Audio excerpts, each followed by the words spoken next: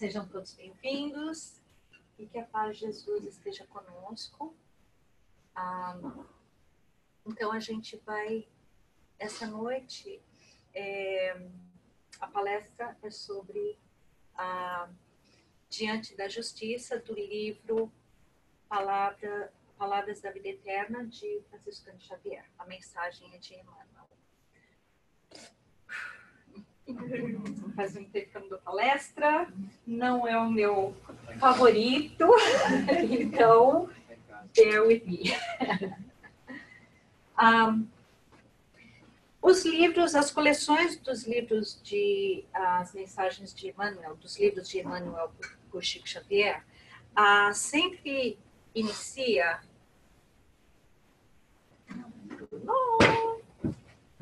Foi para baixo. E está gravando já? Tá. Foi. Tá. Antes, a nossa agenda. Então, a gente vai fazer uma reflexão sobre a mensagem. Depois eu vou ler uma história do livro Luz Acima, do Espírito Irmão X, e terminar com a passagem bíblica de Tiago. Então, como eu estava falando, a coleção dos livros de Emmanuel, por Francisco Xavier, sempre inicia, as mensagens dele sempre inicia com uma passagem do Evangelho. E essa passagem do Tiago, que diz: meus irmãos, que aproveita alguém dizer que tem fé e não tiver obras? Porventura, a fé pode salvá-lo? Então, Tiago está sendo assim, bem direto, né, nessa frase. Ele está perguntando para a gente se a gente tiver só a fé, se é o suficiente para nos salvar. E é uma reflexão que a gente deve fazer muito séria. E aí, Emmanuel vem e traz a mensagem para a gente que vai nos alertar mais ainda sobre essa passagem de Tiago.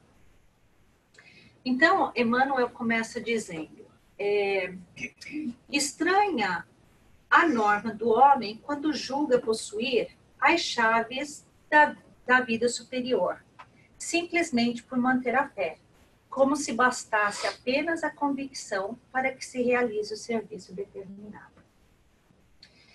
Então, Emmanuel começa falando, né, que é muito estranho a gente achar que com a fé a gente tem a chave da vida superior e que é o bastante, né? Mas é assim, se a gente pode estudar o quanto for, a gente pode ter a fé, a convicção maior em tudo, a gente pode acreditar que Jesus foi o mensageiro de Deus, que veio nos trazer a segunda revelação, a gente pode ter essa convicção. Mas se a gente tiver só essa convicção, só essa fé, ou todo o conhecimento de qualquer doutrina que a gente acredite, qualquer religião que a gente acredite, se a gente não tiver obras, se a gente não colocar em prática esses ensinamentos, não é o suficiente. Isso não vai salvar a gente, né? E aí, Emmanuel vem fazer uma comparação da fé e obras com a planta e as construções. Tem alguém aqui que vai adorar. Tem uma arquiteta aqui. Então, ele vai fazer essa comparação, né? Da fé e obras com a planta e as construções. E ele fala: sem plano adequado, não se ergue edifícios em linhas retas. Ou seja, se a gente não tiver um planejamento, se a gente for construir uma casa, um edifício, qualquer coisa, e se a gente não tiver um planejamento, a gente não vai conseguir ter uma obra reta ou, né, uma obra, ela vai estar cheia de deficiências, defeitos, né? Mas aí ele fala, note-se, porém, que o alejão arquitetônico improvisado sem plano ainda serve em qualquer parte para albergar os que jornadeiam sem rumo. Ou seja, alejão quer dizer deformidade. Então, ele está falando aqui que mesmo um prédio, uma casa, uma obra com deformidades que não foi planejada, né, que não foi arquitetada corretamente, mesmo uma obra dessa forma, que seria a comparação aqui com a fé, né? Então, mesmo que uma pessoa não tenha fé, mas ela tiver uma obra, e a obra aí mesmo, a comparação da obra que não é perfeita, que tem uma deformidade, né? Ela ainda pode abrigar alguém, né? E a comparação com a fé, mesmo aquela pessoa que não tem fé, que não acredita em nada, que se diz ateu ou que se diz não acredita em nada, mas ele vai e faz alguma coisa. Ele ajuda uma pessoa, ele serve uma sopa, ele vai dar escuta um amigo, né? Ele pode não ter fé nenhuma, não acredita em nada, mas se ele faz, que seria a obra, ele está ajudando, né? Então, essa comparação interessante que Emmanuel faz. E aí, ele faz uma outra comparação. E o projeto mais nobre, sem a concretização que lhe corresponda, não passa de preciosidade geométrica sentenciada ao arquivo. Ou seja, eu posso fazer um projeto magnífico. Pegar lá, decidir que eu vou fazer um projeto igual ao do Divaldo. Uma mansão do caminho. E aí eu vou pegar, vou fazer a planta do projeto e eu vou, né, desenhar, eu vou colocar a cozinha aqui, eu vou ter os quartos para abrigar tantas pessoas aqui, eu vou ter o hospital, eu vou ter a creche. Lindo, maravilhoso. Mas se eu não pegar esse projeto e construir, o projeto vai estar lindo, maravilhoso no papel. Mas quem vai se beneficiar com isso? Né? Então, é isso que Emmanuel está falando nessa frase aqui para a gente. Né? Não adianta a gente ter um projeto maravilhoso, mas não colocar em prática. E ele fala, um viajante transportará consigo vasta coleção de croquis, que são os esboços, né? Pelos quais se levantará toda uma cidade. Mas, se não dispõe de uma tenda que se abrigue diante o aguaceiro, de certo que os desenhos, conquanto respeitáveis, não impedirão que a chuva lhe encharque os ossos. Então, Emmanuel está dizendo aqui que quando você vai construir alguma coisa, quando você tem o projeto, ele está falando aqui da fé também. A gente precisa da fé.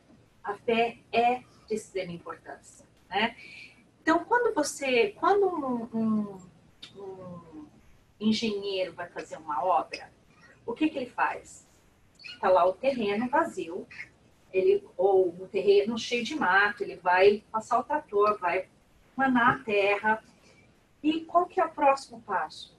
Ele vai construir uma tenda, ou ele vai colocar um trailer, ou ele vai fazer um barracão, o que seja, para que ele possa ter um local ali com uma mesa onde ele vai colocar os projetos e esses projetos vão estar protegidos da chuva, do ambiente, né? Então, é a comparação da fé, né? Então, é importante a gente ter a construção e a fé também vai ajudar, né? Aí ele fala, possuir uma fé será reter uma crença religiosa. No entanto, cultivar a fé significa observar segurança e pontualidade na execução de um compromisso. Então, o que Emmanuel está falando aqui para a gente? Ele está falando que possuir uma fé será reter a crença religiosa. Então, eu tenho a minha crença, eu acredito em alguma coisa. Eu tenho a minha religião, né? Mas, para eu cultivar essa fé, eu tenho que ter segurança e pontualidade na execução de um compromisso. E o que é essa execução, essa segurança e pontualidade na execução do compromisso? É a gente agir, é a gente trabalhar, né? E com pontualidade, tem que ser agora, a gente não tem que esperar para amanhã, esperar para depois. E execução do compromisso, que compromisso é esse? Os compromissos que a gente assumiu com a família, com o trabalho, com o irmão que passa fome, com um doente que precisa de uma visita, com um local onde a gente pode servir comida. Então, esses são os compromissos que não devem ser esperados. Então, basicamente, a gente pode estar trabalhando o tempo todo, em tudo, né?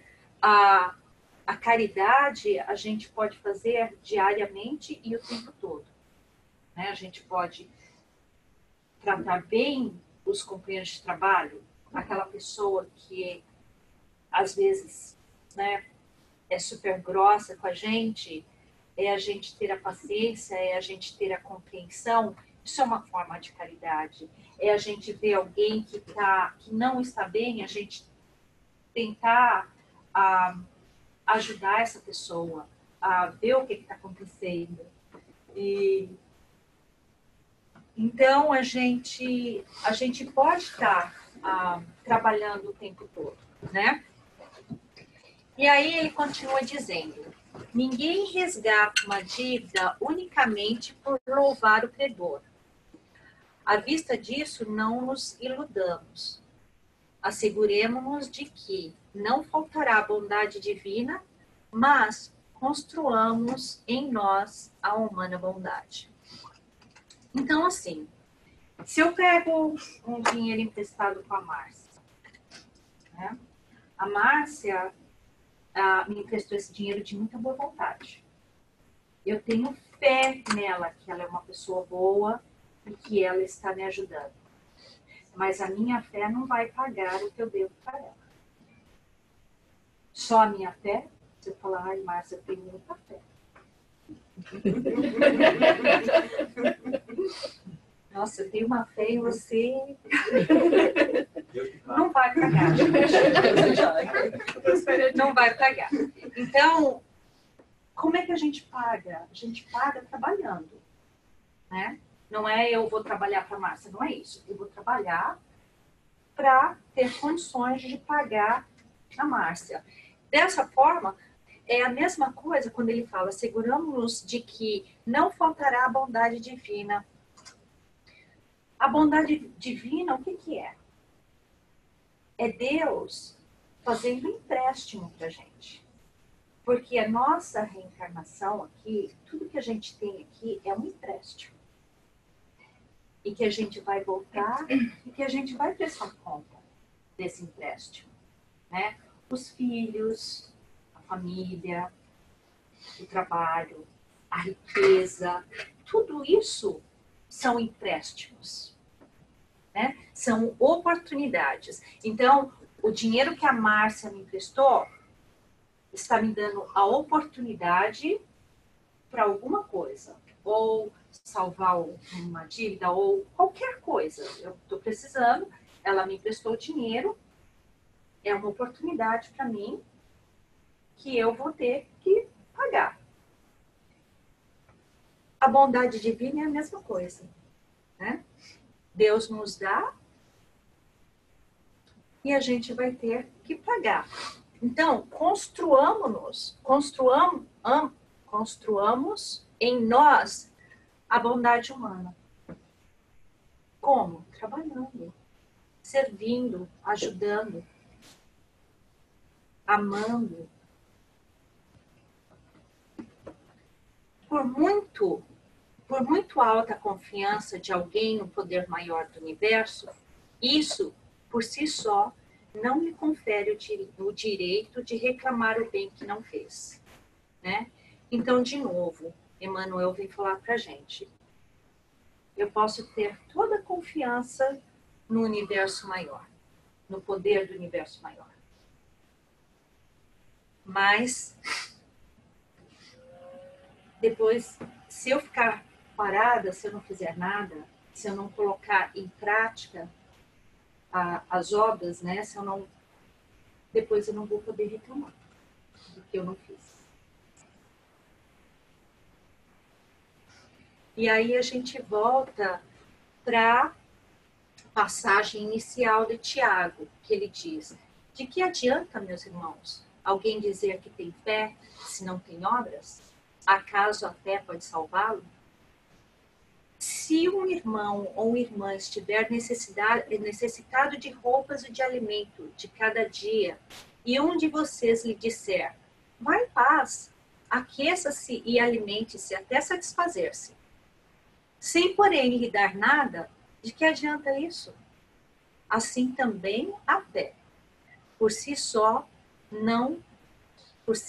se não faz acompanhada de obras, está morta. Né? Então, não é uma mensagem longa, mas é uma mensagem clara. Está dizendo aqui, está muito claro o que a gente tem que fazer, né, para o ensinamento. Está claro de que a fé não é o suficiente para a gente ser salvo, né? E aí, eu achei uma história no livro Luz Acima, e é do espírito irmão X, do Franciscano Xavier. E o nome da mensagem, que é a história de uma pessoa, chama Mãos Enferrujadas. E diz assim: quando Joaquim Sucupira abandonou o corpo aos 70 anos, deixou aos conhecidos a impressão de que subiria direto para o céu. Vivia no conforto precioso que herdara dos pais. Era visto invariavelmente em trajes impecáveis. No rosto, renovada a expressão juvenil, os cabelos bem postos cobriam-lhe o crânio em esmero. Dizia-se cristão, e realmente não fazia mal sequer a uma formiga. Aceitava Jesus a seu modo. As facilidades econômicas facilitaram-lhe as lições benfeitoras do curso fraterno da vida. Estudava e estudava. Cada vez mais se convencia de que as melhores diretrizes eram as dele mesmo. Acreditava que assim efetuaria preparação adequada para a existência depois do sepulcro e passaria a viagem sem escala com destino à corte celestial. Direitinho do céu. Dava aos familiares dinheiro suficiente para aventuras e fantasias, a fim de não se incomodar por eles. Distribuía esmolas vultuosas para que os problemas da caridade não lhe visitassem o lar. Afastava-se do mundo para não pecar. Não seria Joaquim, perguntavam amigos íntimos, o tipo religioso perfeito? Diante de todas as complicações da experiência humana, pela força da fortuna sólida que herdara dos parentes, seria impossível que não conquistasse o paraíso. Contudo, a responsabilidade de o defrontar agora não correspondia à expectativa geral. Joaquim Sucupira, desencarnado, ingressava numa esfera de ação dentro da qual parecia não ser percebido pelos grandes servidores celestiais. Chegara a ver um anjo singular abraçando a velha cozinheira, analfabeta. Em se aproximar, todavia, dos mensageiros do céu, não era por eles atendido. Conseguia andar, ver, ouvir, pensar. No entanto, desventurado Joaquim, as mãos e os braços mantinham-se inertes, semelhante a pedras de mármore, irremediavelmente ligadas ao corpo espiritual. Muito tempo suportara semelhante infortúnio, multiplicando apelos e lágrimas. Quando foi conduzido por uma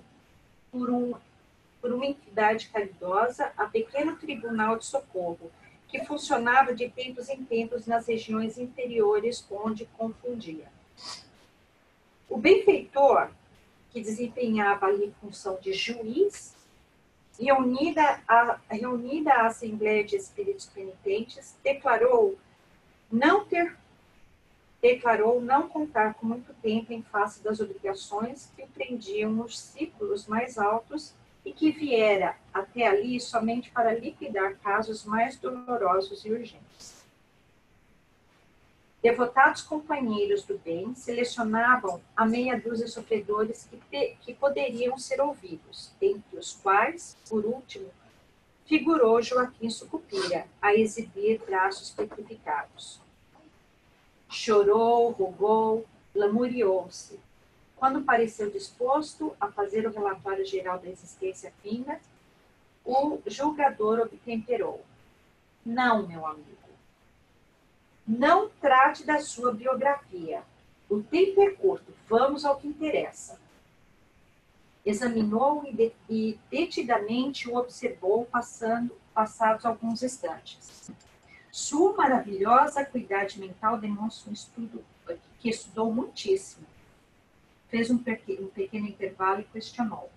Joaquim, você era casado? Sim. Zelava a residência? Minha mulher cuidava de tudo. Foi pai? Sim. Cuidava dos filhos em pequeninos? Tinha um suficiente número de criadas e amas. E quando jovens? Eram naturalmente entregues aos professores. Exerceu uma profissão útil? Não tinha necessidade de trabalhar para ganhar o pão? Nunca sofreu dor de cabeça pelos amigos? Sempre fugi, receoso das amizades. Não queria prejudicar e nem ser prejudicado. O julgador interrompeu-se, refletiu longamente e prosseguiu. Você adotou alguma religião? Sim, eu era cristão, esclareceu Sucupira. Ajudava os católicos? Não, detestava os sacerdotes. Cooperava com as igrejas reformadas? De modo algum. São excessivamente intolerantes. Acompanhava os espíritas? Não, temia a presença deles. Amparou doentes em nome do Cristo? A terra tem numerosos enfermeiros. Auxiliou criancinhas abandonadas? Há creches por todas as partes. Escreveu alguma página consoladora? Para quê? O mundo está cheio de livros e escritores. Utilizou o martelo e o pincel? Absolutamente. Socorreu animais desprotegidos? Não. Agradava-lhe cultivar a terra? Nunca. Plantou árvores benfeitoras? Também não. Dedicou-se ao serviço da condução das águas, protegendo paisagens empobrecidas? Sucupira fez um gesto de desdém e informou. Jamais pensei nisso. O instrutor interrogou-lhe sobre todas as atividades dignas conhecidas no planeta. Ao fim do interrogatório, opinou sem delongas. Seu caso explica-se. Você tem as mãos enferrujadas. Ante a careta do interlocutor amargurado, esclareceu. É o talento não usado.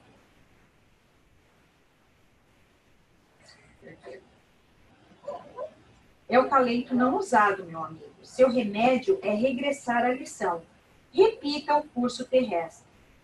Joaquim sucupira. Confuso, desejava mais amplas elucidações.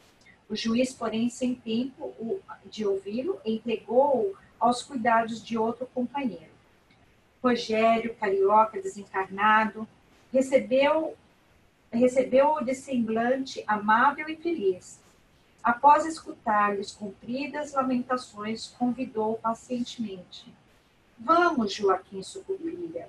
Você estará na fila em breves dias. Fila? Interrogou o infeliz boquiaberto. Sim, acrescentou o alegre ajudante, na fila da reencarnação. E, puxando o paralítico pelos ombros, concluiu sorrindo. O que você precisa, Joaquim, é movimentação. Do livro Luz Acima, psicografado por Francisco Cândido Xavier. Então, que nós possamos fazer muitas obras para que a gente também não tenha os nossos braços petrificados. E não pensar que a fé, só a fé é o suficiente, né? Então,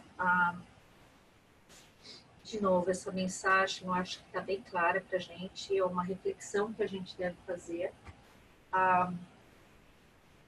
para que a gente sabe que a gente vai encarnar várias vezes mais, né? Mas que a gente possa estar sempre crescendo.